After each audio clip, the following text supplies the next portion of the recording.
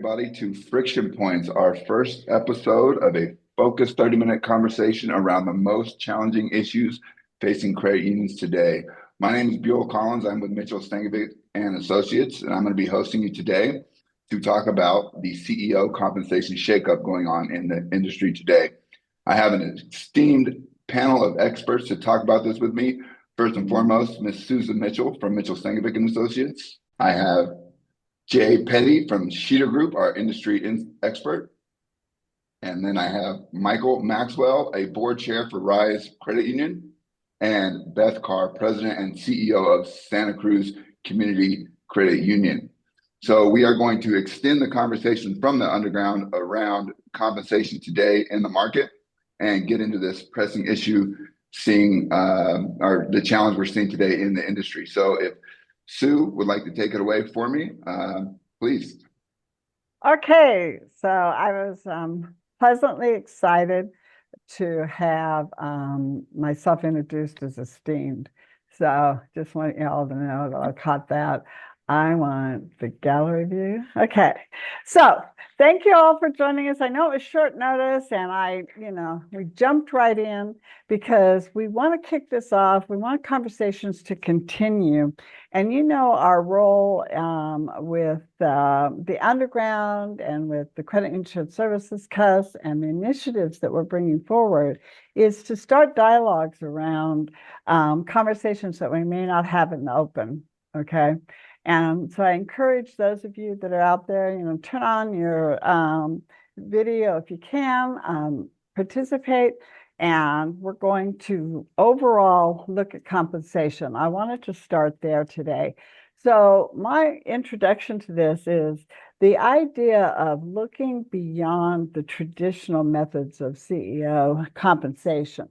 We know that we have kind of the base salary where we do market studies and we bring it in. And sometimes we use bank data in addition to our credit union data, but it's a pretty traditional pinpointing where credit union comp is today, okay?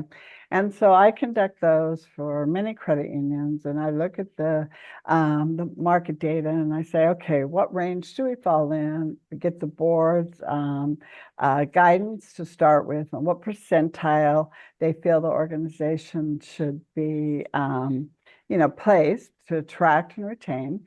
And then we say, okay, here's the base compensation with the job description. Then there's a traditional bonus incentive that's set up as a percentage of the CEO's salary that says, okay, if we achieve these goals, then you're going to get an additional incentive. And those percentage points are all over the place in terms of, what percent goes to at risk. And we see that particularly with our state credit unions where data on 990s is visible too. If you dig deep enough and you go back a couple of years, you can find that data.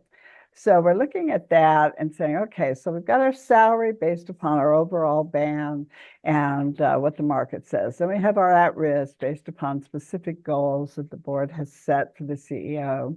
And then we have retirement plans. And this is where there's a void based upon small, larger organizations. And it requires not only the capital to be able to do it, but there's ways to leverage that, but it also requires education for the board. So that's the traditional method. What's left out of that traditional method is all the other things credit unions do.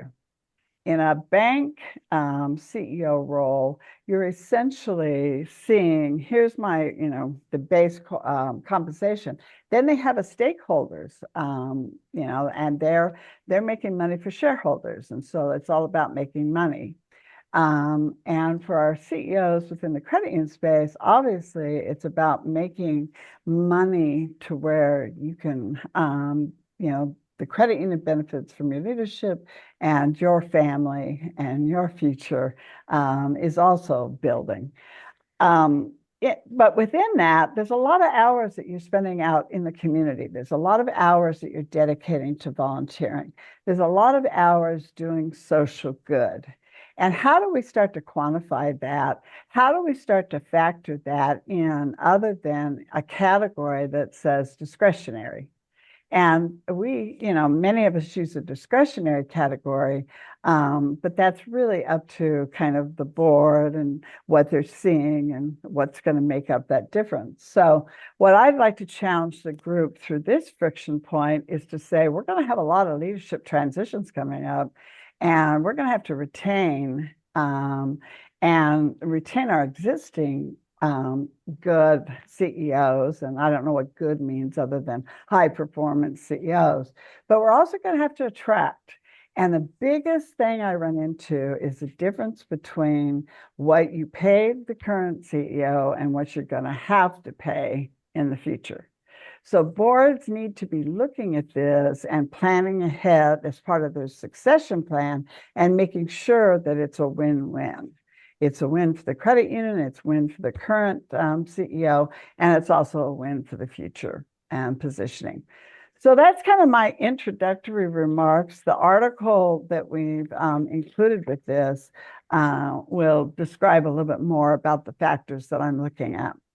So what I'd like to do is start with Jay and have Jay talk to us a little bit what you're seeing in this concept around how things are evolving, how are we doing retirement plans based on different sizes of organization, and the work that you do as a valued partner of Mitchell Stankovic and Associates.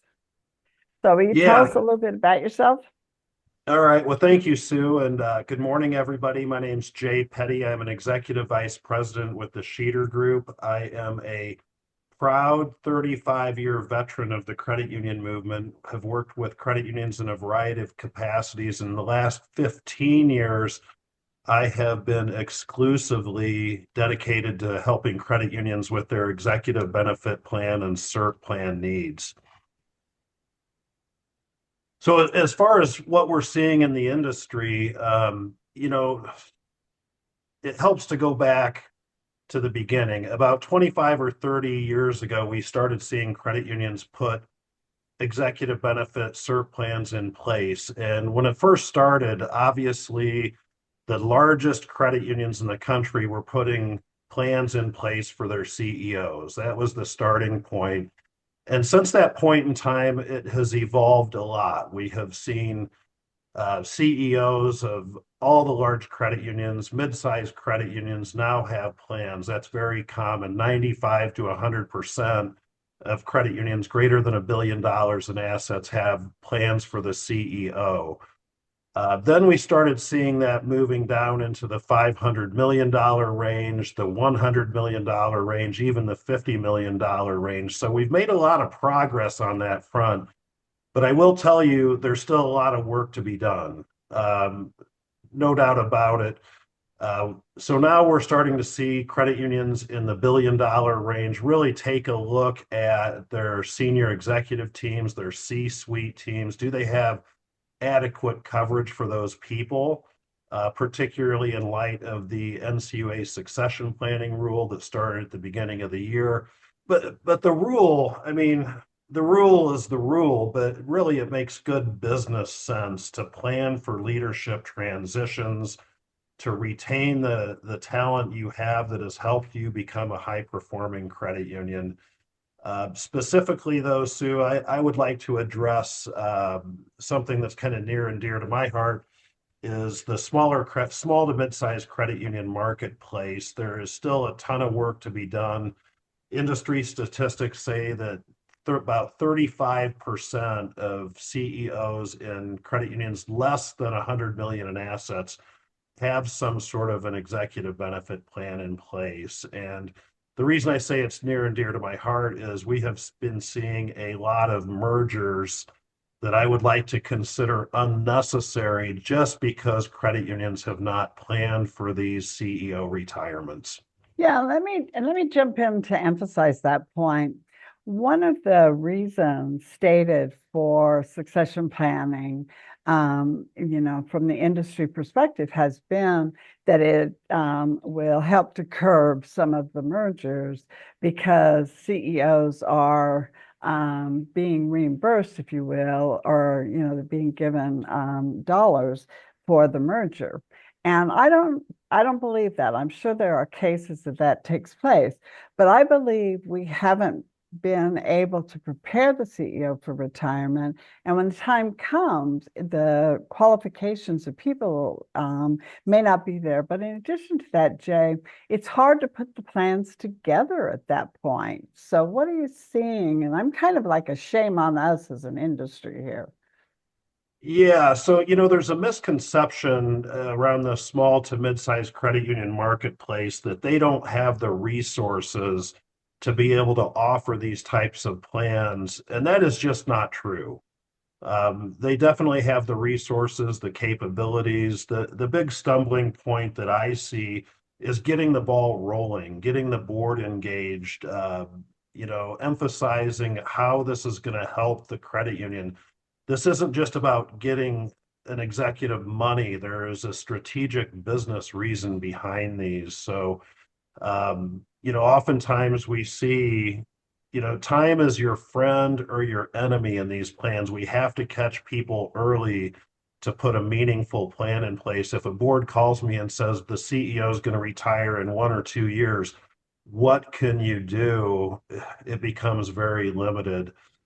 So the more time we have, the better. Also, one thing I want to emphasize is that there's really no one plan fits all for credit unions, and this is of all sizes. This goes up to the $1 billion plus. It requires a thoughtful consultation with the board of directors that typically involves some education, consultation with the CEO, what type of plan, what benefit amounts fit well within the credit union structure, what is fair to the credit union, but yet meaningful to the executive.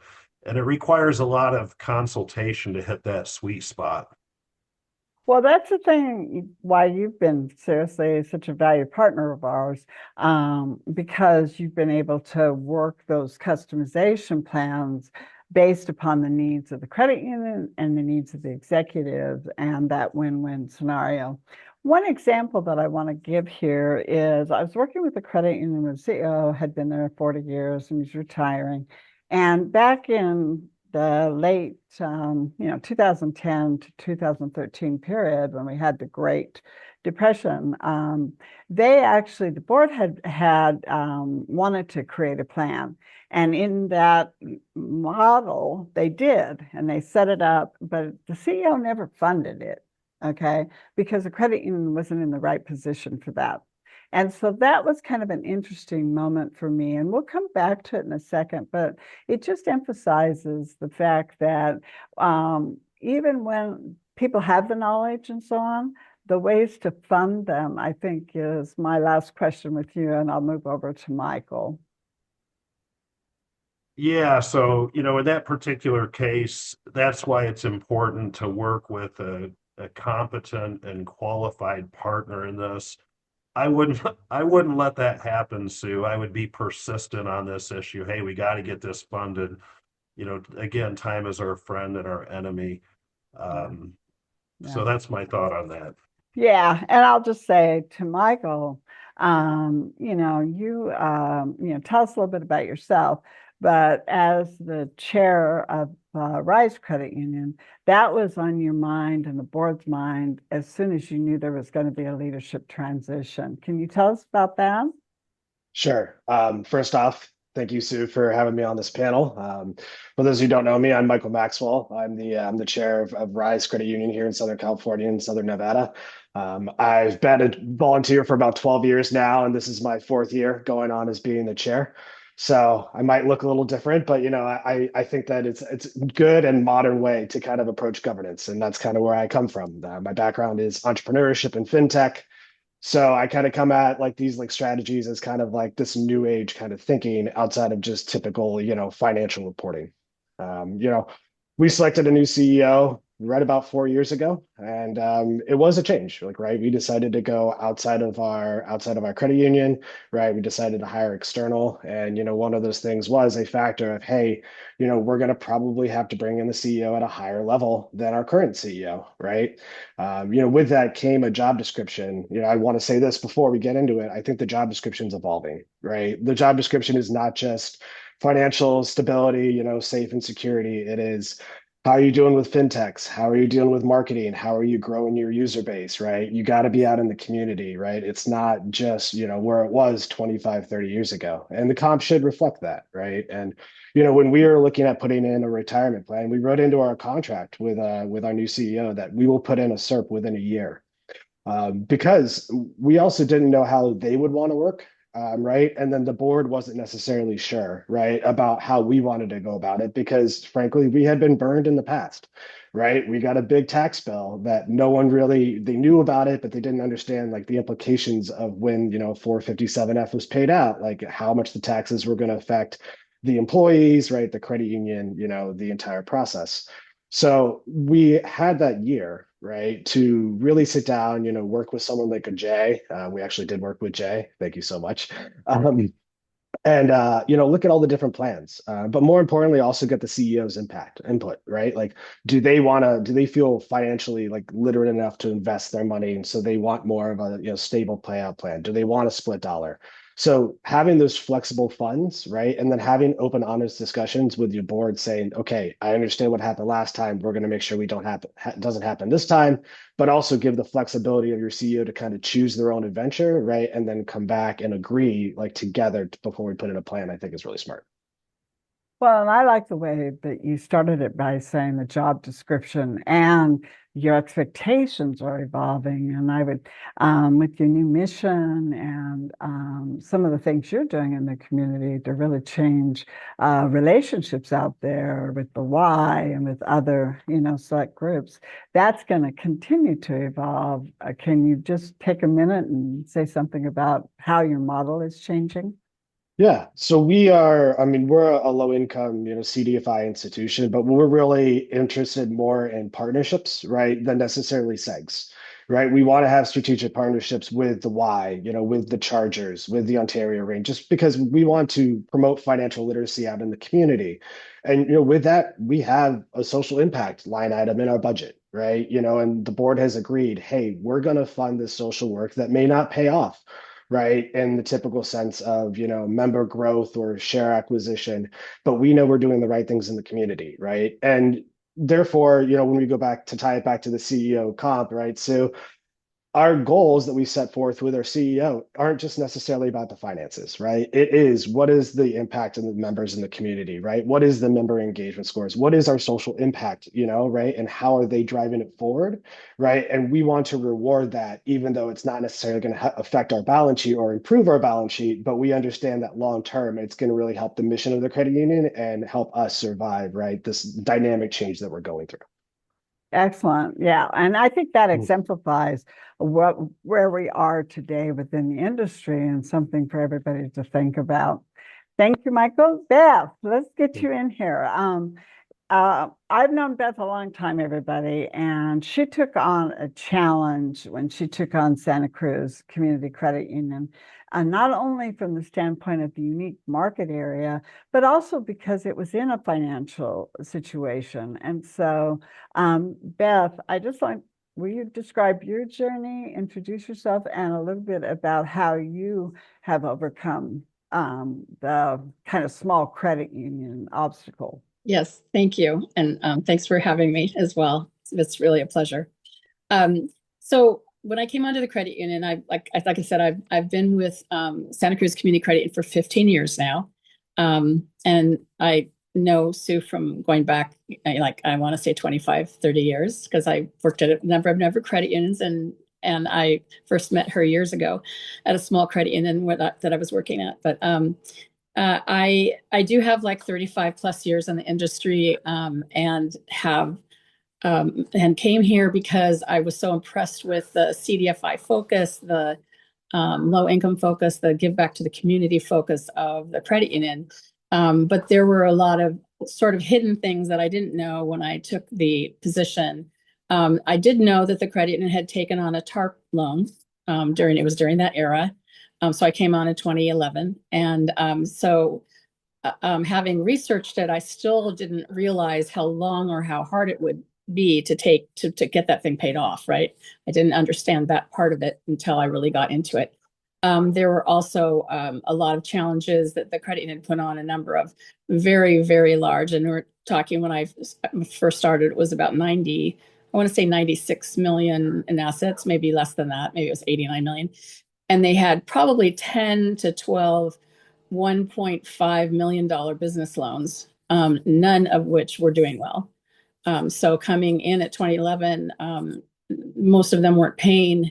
It looked like it was, doom and gloom. But the other part of that was that I didn't know until I arrived that not only did the credit union have its own nonprofit, but I was the executive director of the nonprofit. And it wasn't built into my agreement. There was no word about that. It was just like, okay, here's your second board of directors and your nonprofit. And, what are you going to do with that? So it was very challenging. And the nonprofit was probably in as bad a shape as the credit union was at that time. I mean, the credit union had those funds, those TARP funds. So everything looked good on the outside, but there was a lot of work to be done. And so over those years, as a small credit union, having to kind of, dig up the risk issues, we had some really bad years of charging off some pretty large loans and working with members. And it took 5 to 6 years before we actually got on the right road. And as we are also a CDFI, low income certified credit union. And so one of the strategies was, apply for a grant every single year as part of the strategic plan. And we began to be very consistent about receiving CDFI grants, which really helped pull the credit union to the next level. And also the credit union wasn't really doing consumer loans. It was only doing commercial loans, which was interesting to me. Because it would take maybe 3 months to get an auto loan if you applied for it as a member. Which was the focus and strategy of the team was not quite on focus. Yeah, so with that in mind, so you had all the cleanup to do, and your focus wasn't on you.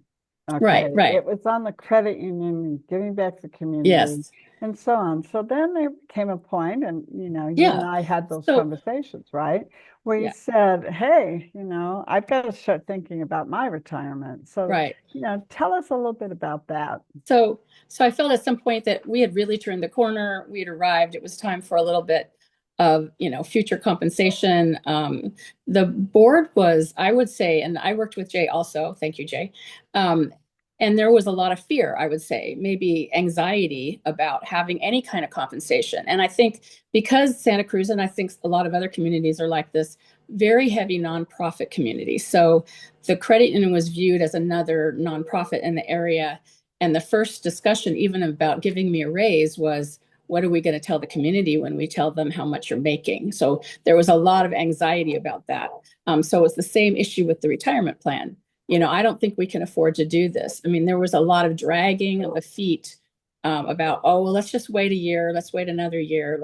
And I think once we started the discussion with the executive committee, I want to say it went on 1.5 years before we were able to actually move into some kind of plan. And it was a very creative process because the board was concerned about what happens if the credit union doesn't make it, and what are we in for? How is that going to damage the credit union's resources? And so the plan was creative in that there was no real risk to the credit union other than lost opportunity because of the way that it was set up. And as far from me, even, I had the opportunity to, because at this point, I'm like halfway through my credit union CEO position and thinking, what if the worst happens and I'm old and, have a heart attack or something and have to go out early and then I lose my retirement funds. And so that discussion was like, we can set up a creative plan for you so that if you want to end the plan early, you can. And so there were milestones in the plan for me to allow me to do that. So it was very creative. And at the end of the day, the board said, yeah, let's do that. And they come back every year and they look at it, and Yes. that's one of the unique factors. So we have about 5 minutes here. One thing I'll say is that this particular scenario is what gets me going. Okay. The scenario of both of these credit unions really wanting to give back to the community, really wanting to make an impact, evolving the plan at a board level, you evolving the education, the plan itself, and Jay, you playing the facilitator of these models, right? And it wasn't just doing actuarial tables.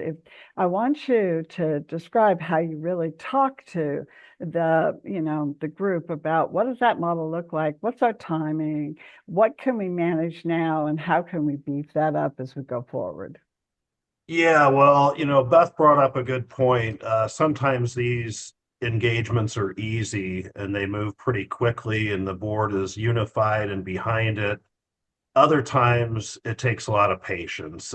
It's really all about the people being patient, persistent, educational, making sure they fully understand the pros and cons. And sometimes it just takes time.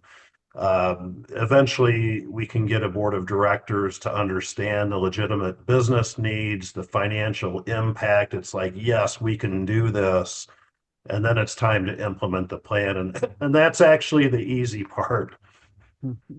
Yeah, actually getting it done. So one final statement from everybody here that you'd like to make sure the audience, hears from us. And so, Maxwell, yeah, you turned yours on. What would you like to have everybody know? I would just say be flexible, but also stay true to your mission. Great. Excellent. Beth? I think my experience is now that I see so many credit unions. I'm part of Credit Union Women's Leadership Alliances, mostly smaller credit unions, mostly women. And there's just a nonprofit, or I should say poverty mentality about being allowed to give them something that they've worked their whole lives for. A lot of these people have been there 30 years, and we have to change that mentality to support these ladies that have just given their lives away to their community and to their credit union. Okay. And Jay? Yeah, be proactive. Don't stick your head in the sand. Tackle the issues head on. Again, Beth said, I run into a lot of really long tenured credit union CEOs and executives that are not trending for a dignified retirement when they could be, and that's just a shame. Yeah, and so I want to, Tara just asked a question or just made the point that she's been busy, busy forming the credit union, busy working with everything, and busy, busy, busy has a tendency to put our own needs secondary. And what I would say to everybody here is, and maybe this is a little bit of a tying back to Mitchell Stankovic, one of the primary reasons of taking a look at credit and shared services and the new frame around it is to do some work through our consulting that helps to facilitate that. You're not going to necessarily have the time. You're going to have unique circumstances. There's, you're going to evolve the process, but you also have to have somebody patient, Jay, as you were with Beth's situation, to see that through to the end. So we want that to happen. We don't believe that credit union CEOs that are retiring are looking for, my immediate gratification now that I'm retiring. So I'm going to go out and merge my credit union. I don't believe that. I believe there's circumstances that we read about, but I believe that credit unions want to transition and want to be able to not just live in a poverty Social Security environment, that we have to be able to have something put together and planned for, and we're going to advocate for this. So I will turn it back to Buell. You got 1 minute here, sorry, but if you'll wrap it up for us. Yeah, thank you to all our panelists. That was incredible. Wow, what a panel. Some of my insights there with Jay, time is of the essence. Like you got to make a decision. You got to take action. With Michael, I love the new perspective on recruiting talent and getting some of that top end talent into our credit union. It's just fantastic. And Beth, you inspire me. Take action. As Sue likes to say, GSD. Don't be scared. Be bold. Take action. I loved it. Loved it.